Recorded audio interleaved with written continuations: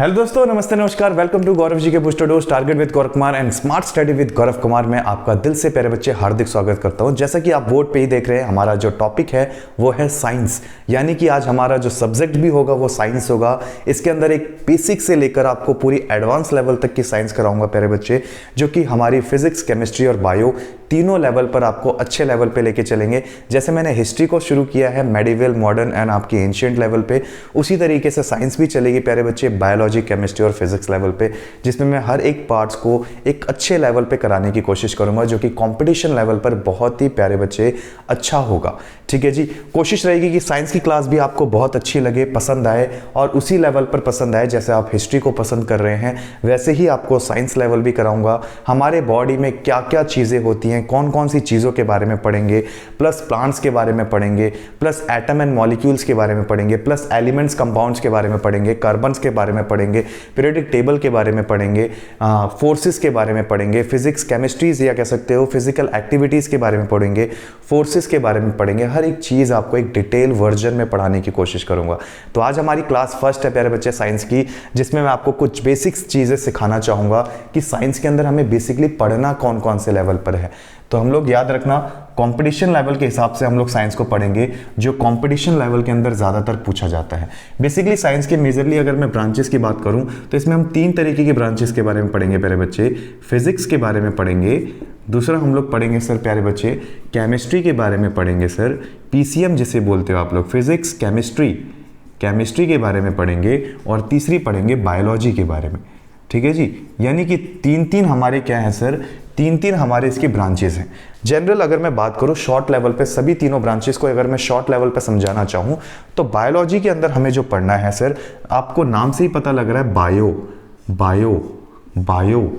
ठीक है जी, बायो का मतलब क्या होता है, लिविंग ऑर्गेनिज्म, जिंदा लोग, जिंदा चीजें कौन है पूरी दुनिया में, सिर्फ दो ही तो हैं सर, एक तो हम यानी कि एनिमल्स यानी कि ह्यूमन, और दूसरे प्लांट्स कैटेगरी। बस दो ही लोग तो हैं जो दुनिया में जी रहे हैं। तो इसी वजह से बायोलॉजी जो स्टडी करती है सर, वो लिविंग ऑर्गेनिजम्स पे स्टडी करवाती है। अगर हम लोग कभी भी लिविंग ऑर्गेनिजम्स के बारे में पढ़ते हैं तो बायोलॉजी दो ब्रांचेस के ऊपर स्टडी करती है। एक तो वो जो प्लांट्स होते हैं जिन्हें बॉटनी सेक्शन में रखा जाता है, एक जो एनिमल्स होते हैं जिन्हें जूलॉजी सेक्शन में रखा जाता है। इसीलिए जू जाते हो ना तो आपको जानवर नजर आते हैं, इसीलिए एनिमल को जब देखते हो तो उन्हें जू में रखा जाता है। साइंटिफिकली एनिमल्स को जू बोला जाता है, इसीलिए जो इसकी ब्रांच का नाम है वो जूलॉजी है। ठीक है जी, प्लांट को अगर हम लोग साइंटिफिकली नाम बोले तो बॉटनी सेक्शन में आता है। ये दोनों की दोनों ब्रांचेस किसके अंदर में आती है, बायोलॉजी के अंदर में दो ब्रांचेस आती है। ये हमें स्टडी करवाती है लिविंग ऑर्गेनिजम्स के बारे में, इंसान अपने लाइफ के जीने का प्रोसेस कैसे शुरू से लेके लास्ट तक चलता है, सांस लेने का प्रोसेस, खाने का प्रोसेस, पीने का प्रोसेस, एक्सक्रीशन का प्रोसेस, डाइजेशन का प्रोसेस, रेस्पिरेटरी का प्रोसेस, सर्कुलेटरी सिस्टम का प्रोसेस, स्केलेटन सिस्टम का प्रोसेस, बॉडी के हर एक तंत्रों के बारे में जानना, this is called human study of science. Zoology के अंदर पढ़ते हैं। बॉटनी के अंदर हम लोग पढ़ते हैं प्लांट्स के बारे में, plant disease, plant classification, plant phylum, plant के अंदर जो भी चीज़ें होंगी वो सब हमारे पढ़ाएगी प्यारे बच्चे बॉटनी सेक्शन। केमिस्ट्री हमें बताती है द रिएक्शन एंड द एक तरीके से the physical appearance of atoms, यानी एटम्स के बारे में बहुत सारी चीज़ें जो स्टडी करवाती है वो केमिस्ट्री।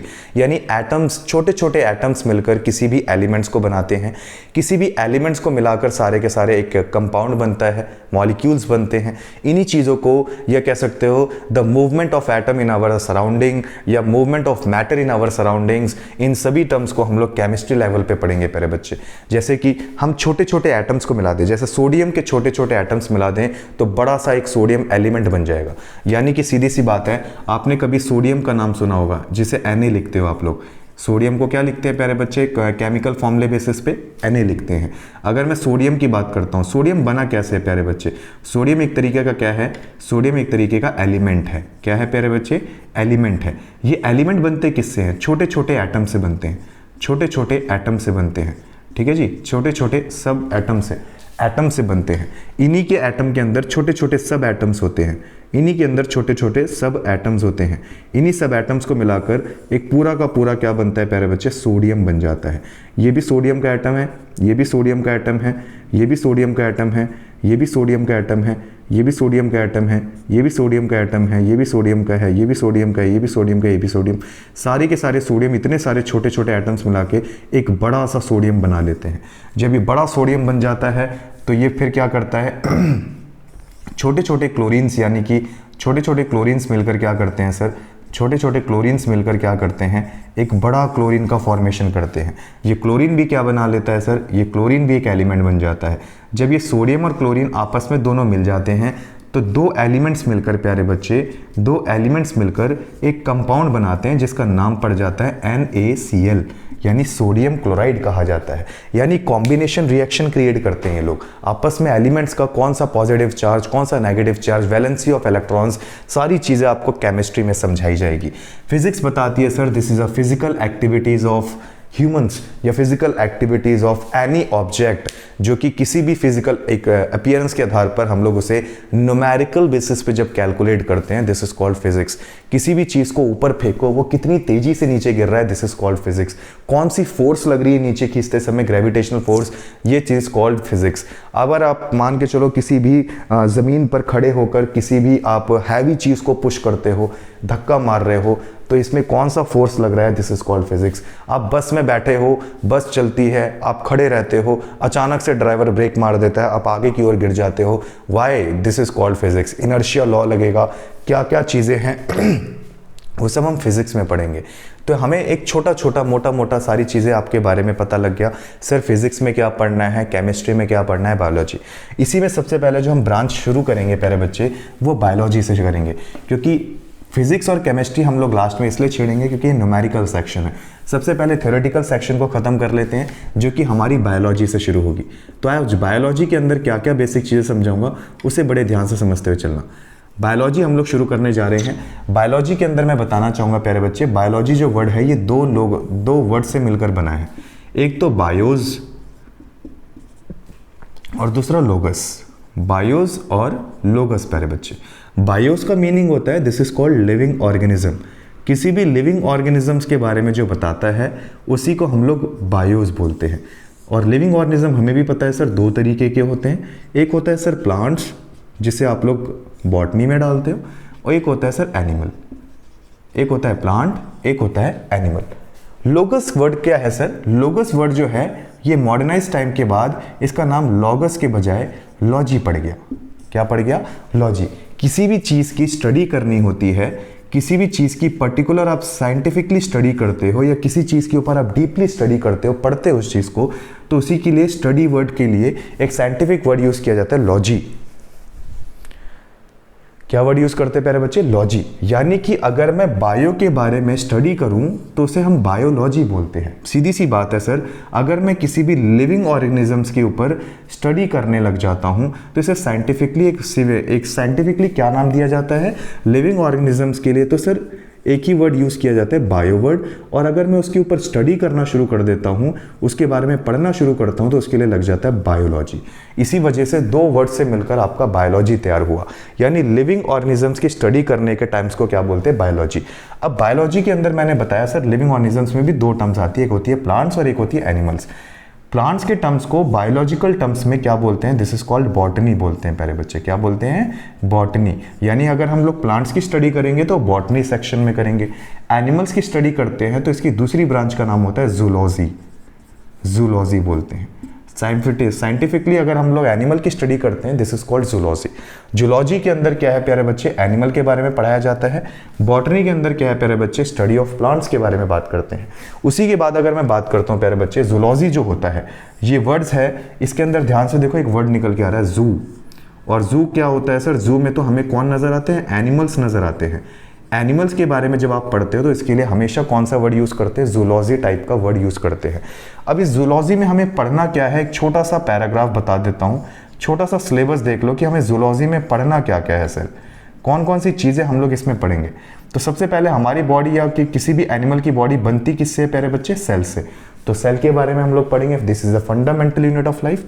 ठीक है जी, फंडामेंटल यूनिट ऑफ लाइफ। एक सीधी बात, सेल किसके अंदर पाया जाता है सर, ब्लड में। तो ब्लड के बारे में भी पढ़ेंगे हम लोग, ब्लड के कंपोनेंट्स पढ़ेंगे, आरएच फैक्टर बनेंगे, ब्लड के बारे में पढ़ेंगे, ब्लड कौन कौन किसको दे सकता है, कौन डिनोट कर सकता है, कौन डोनेट कर सकता है, कौन ले सकता है, वो सारी चीज़ें। आखिर ए पॉजिटिव वाला ब्लड ग्रुप सिर्फ ए ही को क्यों दे सकता है सर, बी को क्यों नहीं दे सकता, इसके पीछे क्या रीज़न है, अगर दे देगा गलती से तो क्या होगा, वो सारी चीज़ें समझाऊंगा। ब्लड ग्रुप कैसे निकालते हैं वो सारी चीज़ें समझाऊंगा। तो इसको बड़े ध्यान से समझना। ब्लड हो गया सर, सेल पढ़ेंगे, इसी में पढ़ेंगे सर हम लोग कौन कौन सी चीज़ें, इसी में पढ़ेंगे आप लोग न्यूट्रिशन के बारे में। खाना खाते हो, खाना भी तो इंसान खाते हैं, तो न्यूट्रिशन पढ़ेंगे सर। न्यूट्रिशन के अंदर भी एक तरीके से क्या होता है, जैसे कई सारे न्यूट्रिशन हमारे होते हैं, कार्बोहाइड्रेट, ठीक है जी, इसको डिटेल में पढ़ेंगे, कार्बोहाइड्रेट के बारे में, प्रोटीन के बारे में, प्रोटीन के बाद फैट के बारे में, विटामिन के बारे में, मिनरल्स के बारे में, ये सारी चीज़ें हमारी जूलॉजी टर्म्स में आएंगी। इसी के बाद हम लोग पढ़ेंगे प्यारे बच्चे, खाना खाओगे तो कभी कभार ज़्यादा खाना खा लेते हैं तो किसी ना किसी तरीके की डिसीज़ भी हो जाती है। खाना खाने से नहीं होती, कभी कभार खाना गंदा खाने से हो जाती है। मान के चलो खाना बहुत पुराना है, बासी है, बैक्टीरियाज हैं उसके ऊपर, खाना खा लिया, क्या होगी, बीमारी होगी। बीमारी किसको होती है, लिविंग ऑर्गेनिजम्स को ही होती है। तो सीधी सी बात है, डिसीज़ चैप्टर भी इसी में आएगा। डिसीज़ के बाद आप क्या पढ़ोगे इसमें, डिसीज़ के बाद इसमें क्या पढ़ सकते हो, एक हम लोग इसमें पढ़ेंगे प्यारे बच्चे, इसी में पढ़ेंगे किसके बारे में, कुछ सिस्टम्स होंगे, जैसे हमारी बॉडी के अंदर बॉडी ह्यूमन सिस्टम्स के बारे में पढ़ेंगे। किसके बारे में प्यारे बच्चे, ह्यूमन सिस्टम के बारे में पढ़ेंगे। ह्यूमन सिस्टम में कैसे सर ह्यूमन सिस्टम में कौन कौन से आएंगे, जैसे सबसे पहले ऊपर से शुरू करें, ऊपर से शुरू करें ब्रेन सिस्टम, जिसे आप लोग नर्वस सिस्टम भी बोलते हो। नर्वस सिस्टम प्यारे बच्चे, नर्वस सिस्टम। सेकंड पढ़ोगे, ब्रेन से फिर नीचे आओगे तो क्या पढ़ोगे प्यारे बच्चे, ब्रेन से नीचे आओगे तो हमारा फिर सबसे पहले लेफ्ट हैंड साइड में हार्ट होगा। तो हार्ट को क्या बोलते हैं साइंटिफिकली, सर्कुलेटरी सिस्टम। हार्ट को बोलते हैं circulatory system, circulatory system. Just heart के बगल में एक और ऑर्गन होता है जिसे बोलते हैं रेस्पिरेशन के लिए लंग्स, और लंग्स के अगर हम लोग सिस्टम को पढ़ते हैं, सांस लेने के प्रोसेस को रेस्पिरेशन बोलते हैं। अब रेस्पिरेशन तो हमारा प्रोसेस होता है, लेकिन ये काम करता कौन है, ये काम करता है रेस्पिरेटरी सिस्टम करता है, लंग्स करते हैं हमारे। तो सिस्टम को क्या बोलेंगे, रेस्पिरेटरी सिस्टम। थोड़ा सा और नीचे चले जाते हैं, फेफड़े, लंग्स ये सब हो गए, उसके बाद नीचे जाओगे तो हमारा पेट आ जाता है। तो पेट के लिए कौन सा होता है, पेट का काम होता है डाइजेशन करना। तो डाइजेशन के लिए कौन सा पढ़ते हैं सर, डाइजेस्टिव सिस्टम पढ़ते हैं, यानी डाइजेस्टिव सिस्टम ये हमें बताएगा। डाइजेस्टिव सिस्टम के बाद नीचे चले जाओ थोड़ा सा और थोड़ा सा और नीचे जाओगे तो किडनी नज़र आ जाएंगी। किडनी के लिए जो सिस्टम लगता है वो एक्सक्रीटरी सिस्टम होता है प्यारे बच्चे, एक्सक्रीटरी सिस्टम पढ़ेंगे इसी में। एक्सक्रीटरी सिस्टम, एक्सक्रीटरी सिस्टम के बाद थोड़ा सा और अगर हम लोग बात करने की कोशिश करें तो इसी में हमारे कुछ ग्लैंड्स होती है, ग्लैंड्स जो, जैसे मेरे को अभी देखो आपको वीडियो में मेरे पसीना निकल रहा होगा, पसीना आ रहा होगा, तो सर पसीना कहाँ से आता है, रीज़न तो ग्लैंड्स निकालती हैं इसको, हार्मोन्स एंजाइम्स सिक्रेट करती हैं। तो हमारी बॉडी के अंदर क्या है प्यारे बच्चे, एंडोक्राइन सिस्टम के बारे में पढ़ेंगे। एंडोक्राइन सिस्टम जो बहुत सारे हार्मोन्स निकालती हैं, और इसी में पढ़ेंगे प्यारे बच्चे और किसके बारे में, ह्यूमन स्केलेटन सिस्टम के बारे में पढ़ेंगे। ह्यूमन की हड्डियों के बारे में, कितनी हड्डियां होती हैं, कहाँ कहाँ होती हैं, कितनी होती हैं, वो सारी चीज़ें डिटेल में जानेंगे। जैसे हाथ में कितनी हड्डियां होती हैं, टोटल तो आपको पता है 206 होती है, लेकिन 206 में बटी कैसे हैं, मैं बोलूँ रिब्स में कितनी हड्डी है, बैकबोन में कितनी हड्डी है, मैं बोलूँ यहाँ से लेकर नेक में कितनी हड्डी होती है, स्कल में कितनी हड्डी होती है, हाथ में कितनी हड्डी है, पैर में कितनी हड्डी है, कौन सी सबसे छोटी हड्डी, कौन सी सबसे लंबी हड्डी, कौन सी हड्डी जहाँ पे जॉइंट एक तरीके का कब्जा होता है, हिंग जॉइंट कहाँ पे पाया जाता है, पाइवट जॉइंट कहाँ पे होता है, वो सारी चीज़ें हम लोग जानेंगे ह्यूमन स्केलेटन सिस्टम में। और क्या क्या पढ़ेंगे प्यारे बच्चे, इसी में पढ़ेंगे एक और सिस्टम जिसे एक नवतर या कह सकते हो प्रजनन तंत्र बोलते हैं, आप लोग क्या बोलोगे, रिप्रोडक्टिव सिस्टम। रिप्रोडक्टिव सिस्टम के बारे में पढ़ेंगे, ठीक है। तो बेसिकली क्या है, हमारा सारा टॉपिक इसी से रिलेटेड होगा। ये सारी की सारी चीज़ें हमें अपने टॉपिक यानी जूलॉजी पार्ट के अंदर पढ़ना है। सेल पढ़ेंगे, ब्लड पढ़ेंगे, न्यूट्रिशन पढ़ेंगे, डिसीज पढ़ेंगे, ह्यूमन सिस्टम के अंदर ये सारा पार्ट पढ़ेंगे प्यारे बच्चे, जिससे मैक्सिमम हमारी बायोलॉजी क्या होगी, कंप्लीट होती जाएगी, ठीक है जी। आगे प्लांट में आ जाओ। प्लांट में यानी बॉटनी सेक्शन में क्या पढ़ाओगे सर, प्लांट डिसीज पढ़ेंगे। इसमें सबसे पहले तो पढ़ेंगे प्लांट किंगडम के बारे में। प्लांट किंगडम मतलब प्लांट के कौन कौन से किंगडम्स हैं, ब्रायोफाइटा, थैलोफाइटा, टेरिडोफाइटा, है ना, फंगी, एल्गी, क्या होता है, कैसे होता है, क्या चीज़ है ये, उसके बारे में। प्लांट फिलम के बारे में पढ़ेंगे, फाइलम के बारे में। और क्या पढ़ेंगे प्यारे बच्चे, इसी में पढ़ेंगे प्लांट डिसीज़ के बारे में। प्लांट को भी तो डिसीज़ होती है, इंसानों को थोड़ी ना, वो भी तो लिविंग ऑर्गेनिज्म है, उसको भी होगी। इसी में पढ़ेंगे प्लांट खाना कैसे बनाता है, फोटोसिंथेसिस के बारे में पढ़ेंगे। प्लांट खाना कैसे बनाता है, फोटोसिंथेसिस प्रोसेस से बनाता है, इसके बारे में पढ़ेंगे। यानी मैक्सिमम चीज़ें हमारा जो सिलेबस होगा जूलॉजी और बॉटनी सेक्शन यानी टोटल बायोलॉजी का सेक्शन वो ये सारा मिलाकर होगा। इन्हीं सारी चीज़ों को हम ख़त्म करते हुए प्यारे बच्चे चलेंगे। ठीक है जी, आगे देख लें, थोड़ा सा आगे देख लेते हैं। आगे क्या है अब थोड़ा सा बेसिक जानकारी ले लेते हैं कि हमें बेसिकली बायोलॉजी में पढ़ना कैसे है, क्या क्या शुरुआत करेंगे। तो शुरुआत कैसे होगी वो देखो। सबसे पहले बात करेंगे हम लोग आज की क्लास के अंदर कि द वर्ड ऑफ बायोलॉजी। अब यहीं से जान दें, अब यहीं से हमारी क्लास स्टार्ट हो जाएगी। द वर्ड ऑफ बायोलॉजी, तो सबसे पहले बायोलॉजी वर्ड को डिस्कवर करने वाला बंदा कौन था? Who found the word of biology? Biology word सबसे पहले किसने खोजा? Who discover this word? तो आप क्या बोलेंगे प्यारे बच्चे? बहुत से बच्चों के दिमाग में एक ही आंसर आ रहा है, एरिस्टोटल। गलत है, एरिस्टोटल नहीं होगा इसका आंसर। द वर्ड यानी बायोलॉजी वर्ड सबसे पहले किसने डिस्कवर किया? तो इसका हमेशा आंसर देना है लैंडमार्क। कौन होगा प्यारे बच्चे? लैंडमार्क वो बंदा था जिसने पहली बार बायोलॉजी वर्ड की खोज करी। 1806 में बायोलॉजी वर्ड खोजा गया। लेकिन कभी पूछा जाए कि सर फादर ऑफ बायोलॉजी कौन बोले जाते हैं? फादर ऑफ बायोलॉजी, बायोलॉजी के पापा जी कौन है सर? जैसे हिस्ट्री के पापा जी तो हेरोडोटस हैं, वैसे बायोलॉजी के फादर कौन है? तो बायोलॉजी के फादर है एरिस्टोटल। क्या बोलोगे? एरिस्टोटल है। हिंदी वाले बच्चे इसे अरस्तु लिखते हैं, अरस्तु। क्या बोलते हैं प्यारे बच्चे? अरस्तु ने क्या किया सर? बायोलॉजी के पिता जाने गए। इन्होंने ही बताया कि बायोलॉजी जो है लिविंग ऑर्गेनिजम्स की स्टडी करवाती है। तो बेसिकली ये जूलॉजी पे ज़्यादा फोकस करते थे। इन्हें एनिमल्स के अंदर ज़्यादा इंटरेस्ट था, प्लांट्स में कम था। एनिमल्स की रिसर्च ज़्यादा करी और इसी वजह से फादर ऑफ बायोलॉजी कहलाए गए। इसी के बाद आपसे पूछा जाता है सर बायोलॉजी की दो ब्रांचेज में, पहली branch father of zoology, father of zoology की भी बात की जाएगी तब भी आंसर क्या दोगे? एरिस्टोटल। मैंने बताया ना, इन्होंने जब बायोलॉजी में भी जो स्टडी करी थी वो पर्टिकुलर जानवरों पे करी, तो इसीलिए इनको फादर ऑफ जूलॉजी भी बोला जाता है, एरिस्टोटल यानी अरस्तु। अगर पूछा जाता है प्यारे बच्चे इन्होंने कोई जानवरों पे किताब लिखी थी, तो आप बोलेंगे हाँ सर। किताब का नाम था हिस्ट्री ऑफ एनिमेलिया। किताब कौन सी लिखी सर? हिस्ट्री ऑफ एनिमेलिया नामक एक किताब भी लिखी इन्होंने। कौन सी लिखी? History of animalia. इसी के बाद थोड़ा सा आगे बढ़े तो father of modern biology. Modern biology, biology के अंदर भी थोड़ा सा एक मॉडर्नाइजेशन आना शुरू हो गया। मॉडर्न बायोलॉजी के फादर कौन हुए? मॉडर्न बायोलॉजी के फादर माने जाते हैं चार्ल्स डार्विन। कौन से माने जाते हैं प्यारे बच्चे? Charles Darwin. चार्ल्स डार्विन जो बंदा था, इन्होंने क्या किया सर? इन्होंने किताब लिखी थी, और वो भी कौन सी किताब लिखी थी? Origin of species.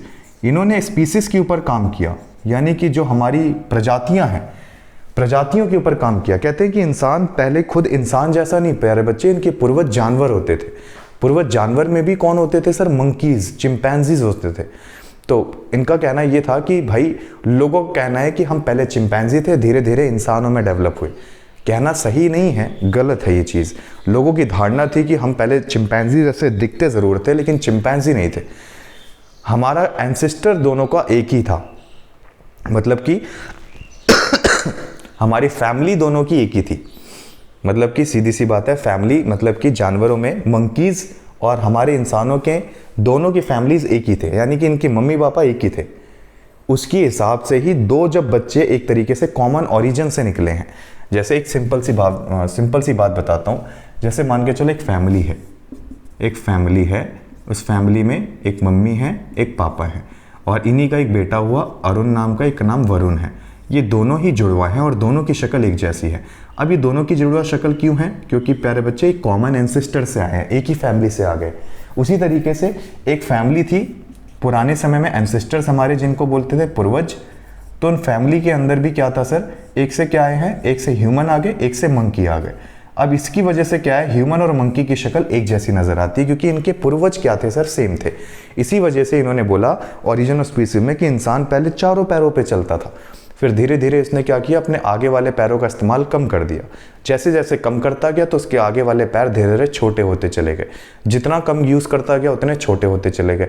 इसी वजह से हमारे पीछे वाले जो पैर थे उनका साइज़ तो उतना ही रहा, लेकिन आगे वाले पैर वाले जो साइज़ थे वो छोटे हो गए, इसीलिए वो आज हमारे लिए क्या बन गए, हाथ। ये बातों को इन्होंने किस में बताया है, ऑरिजिन ऑफ स्पीसीज के अंदर बताया है। इसी वजह से इन्हें क्या बोलते हैं, the father of modern biology. इन्होंने ही, चार्ल्स डार्विन ने चीज़ों को एक्सप्लेन किया था ऑरिजिन ऑफ स्पीसीज के अंदर। इसी के बाद पूछा जाए फादर ऑफ बॉटनी कौन है। फादर ऑफ बॉटनी कभी पूछा जाता है तो आंसर देंगे प्यारे बच्चे थियोफ्रास्टस। थियोफ्रास्टस जो है प्यारे बच्चे, थियोफ्रास्टस जो है इसे फादर ऑफ मॉडर्न या फादर ऑफ बॉटनी कहा जाता है। ये जो थियोफ्रास्टस है, ये थियोफ्रास्टस को कौन क्या बोला जाता है, ये एक स्टूडेंट रह चुके हैं सर किसके, अरस्तु के। अरस्तु के स्टूडेंट है। देखो अरस्तु ने जूलॉजी पे काम किया था, इनके स्टूडेंट ने बॉटनी सेक्शन पे काम किया, थियोफ्रास्टस ने। ठीक है जी। इनकी भी बॉटनी पे एक किताब है थियोफ्रास्टस की जिसका नाम था हिस्ट्री ऑफ प्लांटेरियम।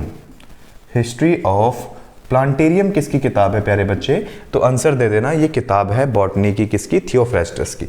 आगे बात करें तो आगे था father of modern botany. Father of modern botany कौन होंगे sir, father of modern botany के जो माने जाते हैं कार्ल लिनियस को कहा जाता है। कार्ल लिनियस जो हैं ये किसके फादर रहे सर, मॉडर्न बॉटनी के फादर माने जाते हैं। इन्होंने ही रिसर्च करी थी कि लिविंग ऑर्गेनिजम्स में प्लांट जैसी चीज़ जो होती है वो मॉडर्नाइजेशन के अकॉर्डिंग धीरे धीरे क्या होने लगी सर, एक सेल से धीरे धीरे 2-2 सेल, 3-3 सेल, 4-4 सेल डिवाइड होने शुरू हो गए, टूटने बिखरने लगे, और प्लांट्स के ऊपर इन्होंने कड़ी रिसर्च करी। इसी वजह से कार्ल लिनियस को मॉडर्न बॉटनी का फादर कहा जाता है। Father of taxonomy. Father of taxonomy किसको बोला जाएगा, तो आंसर देंगे प्यारे बच्चे, फादर ऑफ टैक्सोनॉमी भी कार्ल लिनियस को बोला गया। टैक्सोनॉमी का मतलब बता दो सर, टैक्सोनॉमी का मतलब होता है कि जनरल तौर पे डिफरेंशिएशन। तो डिफरेंशिएट किसने किया, प्लांट्स और एनिमल्स को। तो प्लांट्स और एनिमल्स को बायोलॉजी के बेसिस पे डिफरेंशिएट करने वाले भी कार्ल लिनियस माने गए, इसीलिए इन्हें फादर ऑफ टैक्सोनॉमी भी बोला गया। तो आज की क्लास के अंदर तो मैंने आपको थोड़ा सा बेसिक इंट्रोडक्शन दिया है बायोलॉजी के बारे में। तो बायोलॉजी के बारे में एक छोटा सा इंट्रोडक्शन आप लोगों को अच्छा लगा हो, कोशिश रही। इसके नेक्स्ट क्लास के अंदर आपको एक न्यूट्रिशन चैप्टर शुरू करेंगे सबसे पहले, जिसमें हम लोग बात करेंगे कि प्लांट न्यूट्रिशन कैसे करता है और इंसान न्यूट्रिशन कैसे करते हैं। डाइजेस्टिव सिस्टम सिखाऊंगा उसके अंदर। ठीक है जी, मिलते हैं नेक्स्ट वीडियो के अंदर, तब तक के लिए सभी अपना ख्याल रखें। धन्यवाद प्यारे बच्चे।